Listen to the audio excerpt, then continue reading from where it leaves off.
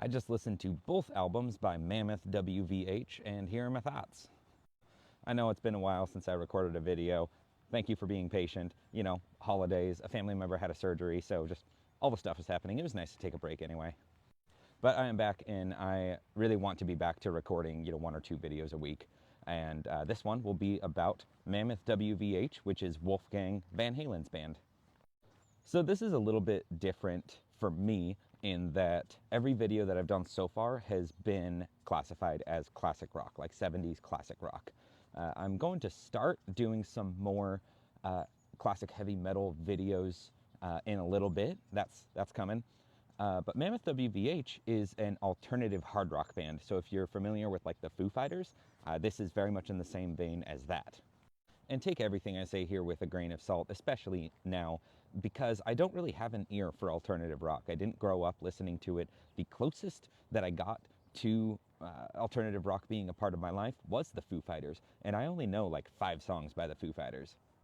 So my introduction to Mammoth was actually earlier this year. On August 30th, Metallica played in Seattle, and Mammoth has been opening for them on this whole tour. And Mammoth is by far the best opener that Metallica had. And understandably, that is somewhat of a low bar when the other openers were Pantera, Ice Nine Kills, and Five Finger Death Punch. I just really don't like douche rock. I'm surprised there wasn't a tap out, vendor booth selling tap out shirts at the concert. Even still, though, the music was just brimming with real passion and emotional relatability. And when I was listening to it, I was just thinking, I know this isn't the kind of thing I normally go for, but whatever this is a great version of it. That combined with the fact that I just did my Van Halen video 2 videos ago made me feel like now would be a great time to go through the 2 albums that Mammoth has released so far and tell you about them. So Mammoth's first album was released in 2021, and based on what I was reading on Wikipedia, it seems like these were studio sessions that went throughout the 2010s. So Eddie Van Halen was actually able to attend a lot of these studio sessions, work with Wolfgang on some of these songs. Another thing that thoroughly surprised and impressed me when I was looking into the details about this album is that Wolfgang does all of the songwriting, all of the lyric writing, all of the guitar playing, all of the bass playing, all of the drumming, and all of the vocals for all of these albums. This is a one-man band when he's in the studio. And that it just really stands out to me as an impressive thing because he is an impressive guitar player. He has a nice voice in a very down-to-earth kind of way. It's I used the words before, emotional relatability. It's that kind of down-to-earth where it's very disarming, I guess. And he's just a good singer. I mean, of course, he hits all the notes. That's the basics of what you would expect from a good singer. But he also really chooses his moments to yell. He chooses his moments to push a little extra, and it makes those moments a lot more impactful. Those are all of the things that I learned and all the impressions I got from listening to the first album. Now onto the album itself. This is an incredibly strong album. There is not a bad song on it. In fact, I'm starting to believe that Wolfgang just doesn't write bad songs. It is a longer album. If you get the deluxe edition, it comes out to about an hour and 11 minutes. And for someone like me who isn't very used to alternative rock and doesn't really pick up on the nuances of it, it took me about 3 listens of this album to really wrap my head around it and pick up the nuances and the differentiations between each song. And I know that part of that is a me thing because I really love black metal, and black metal sounds the same to everyone that doesn't like black metal. But because I've been listening to it for so long and I love it so much, I can pick up all the little different nuances between each song and what I like about one and what I don't like about the other. On this album, there were 4 songs that especially stood out to me: Epiphany, Don't Back Down, You're to Blame, and Distance. Epiphany especially, I can't stress enough, if you're going to check out one song by Mammoth WVH, make it Epiphany. It flows so easily, it's so easy to listen to, but it's still very passionate, and it's very positive the whole way through. This is one of those songs where if we were somehow living in a reality where heaven existed, this is one of those songs that this is what ascending to heaven would sound like. This song has been regularly in my head throughout the day as I'm falling to sleep. Don't Back Down is a little more of a punchy hard rocker, so if you imagine watching like kind of a lighthearted sports drama, this is this sounds like a song that might be playing during one of the competitive sport games in that lighthearted sports drama. Distance, another very much a worthy call out. This is more of an emotional song where Wolfgang is talking about the emotions that he's feeling about losing his father, Eddie.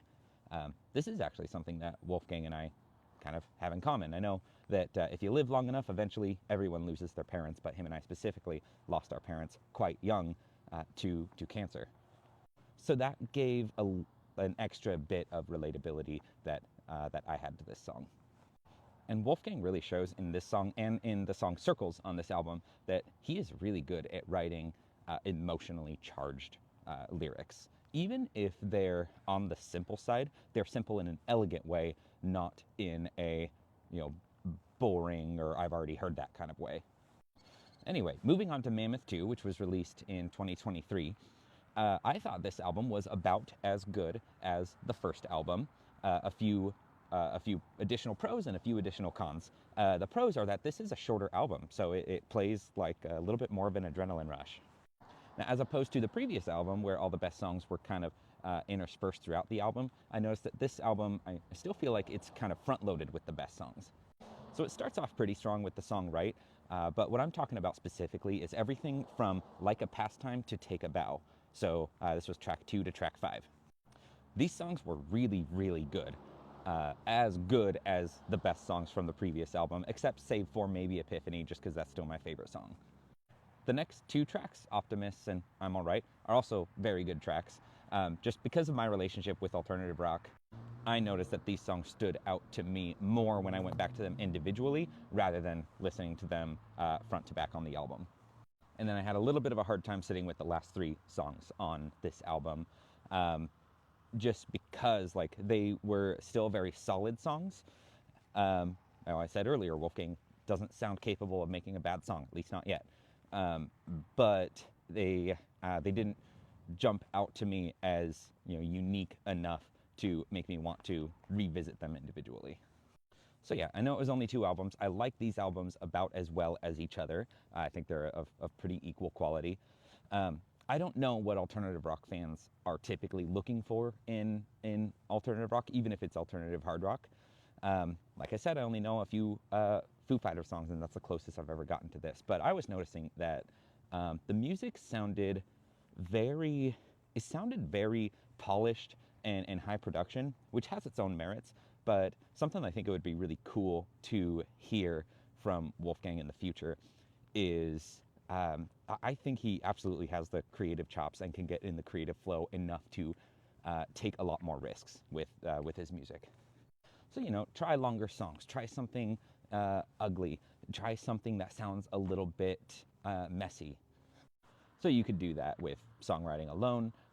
Or another thing I had noticed, one of the ways that the production seemed very polished and perfect, something that lended to that was the drumming on these albums, which is very technically skilled drumming, but I almost wonder if you had the reincarnation of Keith Moon or John Bonham behind the set, something a little bit more chaotic and messy to squeeze a bit extra adrenaline out of these songs, I think that could have served some of these songs really well.